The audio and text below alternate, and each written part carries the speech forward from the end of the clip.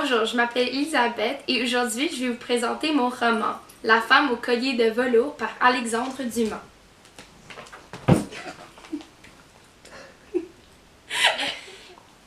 Le résumé de l'histoire commence avec le personnage principal qui s'appelle Hoffman, un violoniste talentueux qui tombe en amour avec la fille de son chef d'orchestre, Antonia.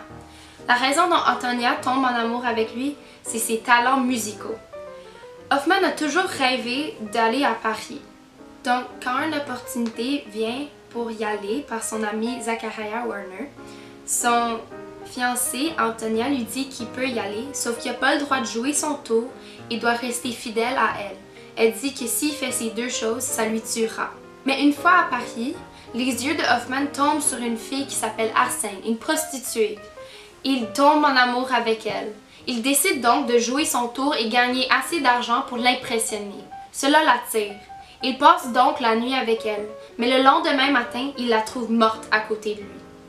N'ayant plus rien à Paris qu'un collier de velours qui appartenait à Arsène, il décide donc de retourner chez lui pour son fiancé. Malheureusement, quand il retourne chez lui, il réalise qu'elle est...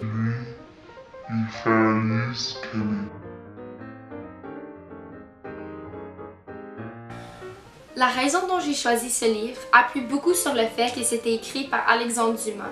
Lorsque je rentre dans la bibliothèque, je sais toujours si je trouve un roman par lui, ça va me promettre une bonne expérience de lecture.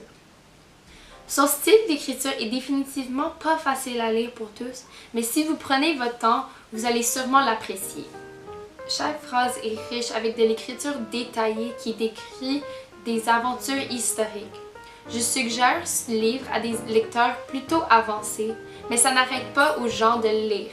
Je le suggère très fort. Pourtant, deux raisons pour lesquelles j'ai choisi ce livre font rapport avec le vocabulaire utilisé et les procédés stylistiques. J'ai trouvé que la description des objets et des endroits dans le livre était très riche et vivide. Voici un extrait. Le premier de ces deux sphinx tient sous sa patte un masque, le second un poignard. Tous deux sont coiffés en racines droites avec un chignon poudré, ce qui ajoute merveilleusement à leur caractère égyptien. Toutes les descriptions dans le livre me laissaient avoir une bonne image de ce qui se passait pendant l'histoire parce qu'Alexandre Dumas écrit avec beaucoup de détails. Les procédés stylistiques comme les mises en scène dans ce roman étaient très aimables. Alexandre Dumas est bien capable d'écrire d'une façon dont il peut capturer la France historiquement précise aux années 1800. Maintenant, mon ami Julien va lire un extrait. Le palais royal, qu'on appelait à cette époque le palais d'égalité et qu'on a nommé aussi le palais national, car, chez nous, la première chose que font les révolutionnaires, c'est de changer les noms des rues et des places. Merci. Bienvenue.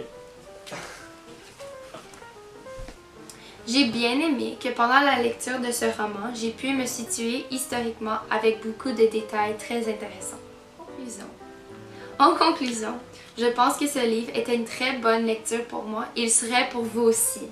Alexandre Dumas écrit des livres depuis des centaines d'années et sont très aimés par le public. Son style d'écriture est très riche et informatique. De plus, ses histoires sont toujours très aimables et excitantes et ont toujours des fins inattendues. Vous allez bien aimer ce livre. Merci!